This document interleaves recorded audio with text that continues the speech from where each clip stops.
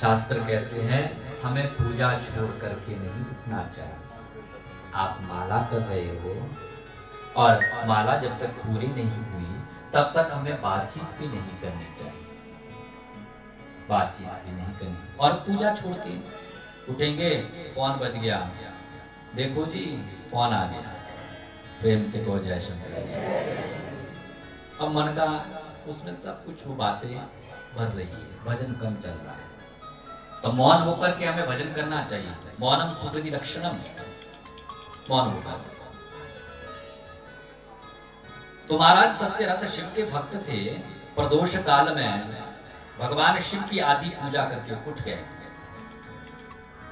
भगवान शिव को आया, आदि पूजा करके उठे, तो आज जिसके द्वारा ये राजा समाप्त हो गए, सत्यरथ राजा शालपेश के राजा से समाप्त हुए।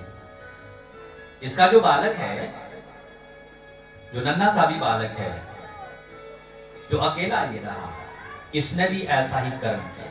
कौन सा? ये भी व्रत लगता था, प्रदोष का व्रत रखता था। प्रदोष व्रत में सायंकाल में जब प्रदोष उपवास होते हैं तो इसने क्या किया, बिना भगवान शिव की पूजा बिना भोजन कर गया और सायंकाल सो गया, शाम के वक्त सो गया। शाम के वक्त हमें कभी नहीं सोना चाहिए, गोधूली बेला में बिल्कुल भी नहीं।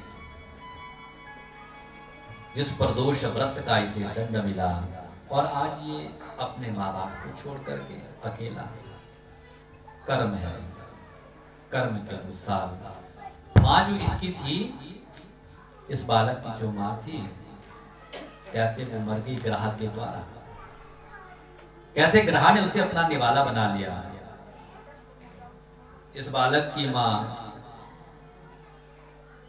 जो अपनी सौत से सौतिया डाक करती थी, अपनी सौत को इसने मार दिया था, इसकी बालक की माँ ने। तो इस बालक की माँ ने जो सौत को मारा था वही ग्रहा बनी और उसी ने उसे समाप्त कर दिया, उसी ने उसे समाप्त कर दिया। कर्म का खेल है। किसी शहर में एक नगर था, नगर के राजा थे, बहुत शीलनिधि थे, सत्य प्रतिज्ञा थे, प्रजा उनसे सुखारी थी, दुखारी नहीं थी। कल्याण के लिए राजा ने क्या किया कि अपने नगर में एक सुंदर मंदिर बनाया, भगवान श्री राधा कृष्ण का मंदिर बनाया। सभी गांववासी आते, राजा ने सोचा चलो इस प्रकार भगवान की भक्ति भी होती रहेगी, हमारी प्रजा भी सुखी रहेगी, कभी भी हमारे प्रजा में दुख नहीं आएगा। राजा के एक बेटा था, बड़ा सुंदर था, बड़ा गुणवान था, बहुत गुणवान था। राजा का बेटा जब बड़ा हुआ, रानी ने कहा महाराज अब हमें अपने पुत्र का विवाह कर देना चाहिए। जब शरीर जर्जरित होने लगा तो राजा ने एक ब्राह्मण को उस मंदिर की सफाई के लिए नियुक्त किया। पंडित जी पूजा करते, भाव से पूजा करते, सभी गांव वाले बड़े खुश होते। पंडित जी का स्वभाव बड़ा सुंदर था, बड़ा सुशी, संतोषी ब्राह्मण थे, संतोष धर्म परम था उनके पास। अब जब राजा का बेटे के विवाह की बात होने लगी, क्या हुआ कि एक राजकुमारी के साथ राजा के बेटे का भी विवाह कर दिया गया। प्रथम दिन था, दूसरा घर छोड़ करके राजकुमारी आई थी, राजा के बेटे से जिसका विवाह हुआ था। देखना काल जब आता है ना, कैसे आता, कैसे बारीकी से आता है, कोई पता नहीं चलता। प्रथम रात आज थी, तो जैसे ही राजा का बेटा शयन कर रहा था, प्रगाढ़ निद्रा आई। राजकुमारी को उसे नींद नहीं आ रही है, प्रकाश जैसा आंखों में छा रहा है। एकदम से नेत्र को खोला, सामने दीवार पर देखा कुछ मणि चमक रही है। जैसे ही पास गई, पास जाकर के देखा कि म्यान में तलवार है। तलवार को जैसे ही म्यान से निकाला, इतना प्रकाश उससे निकला, उस राजकुमारी के हाथ से वो तलवार छूट गई और जहां पर उसका वो बालक पति सो रहा था, हाथ से छूट कर के वो तलवार उस पर पड़ गई, उसका सिर कट गया, उसका सिर कट गया।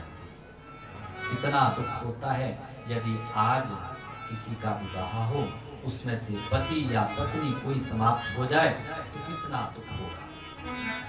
मर गया। राजा की बहू ने सोचा यदि इस घटना का पता किसी और को चला तो मुझे प्राणदंड मिलेगा, प्राणदंड। दोनों हाथ से इशारा किया था, इशारा किया, बोले आप नहीं है, और इशारा किया, उस ओर कसाई चला गया। आगे आगे गौ माता थी, पीछे पीछे कसाई था। जैसे ही उस कसाई ने गौ माता को पकड़ा, खड्ग प्रहार किया, उस गौ माता को धड़ से उसकी गर्दन पृथक कर दी, मार दिया। गुरुदेव कहते हैं ब्राह्मण, उस कसाई ने गौ माता को काट दिया। जो गौ माता थी वो इस जन्म में राजा की पुत्र वधू बनकर के आई, राजा की बहू बनकर के आई, और जो वो कसाई था वही राजा का बेटा बनकर के आ गया, राजा का बेटा बनकर के आ गया। तो पूर्व जन्म में जो कसाई था वो राजा का बेटा, और जो गौ माता थी, जिस कसाई ने गौ माता को काटा था, वही राजा की पुत्र वधू बनकर के आई। तो आज उसी पुत्र वधू के हाथ से वो तलवार गिर गई। तलवार जब गिरी तो उस कसाई रूपी राजा का जो बेटा था उसकी गर्दन पर पड़ गई, तो उस राजा के बेटे की गर्दन कट गई।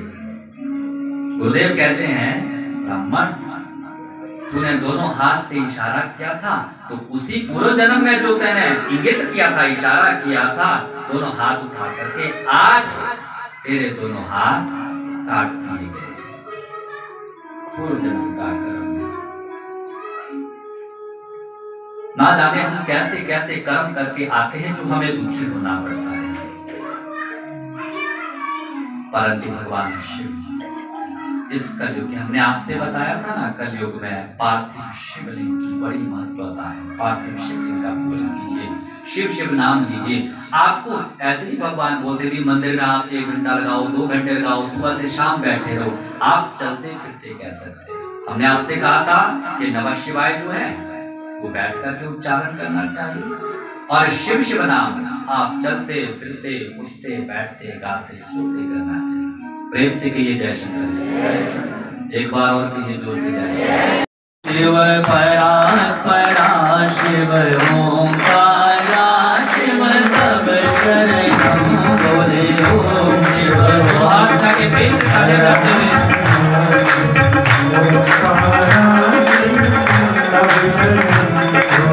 ओम शिव परा परा शिव ओंकारा, शिव सब शरणम बोले ओम शिव। आप मेरी वीडियो को लाइक और शेयर करें और मेरे चैनल को सब्सक्राइब करें।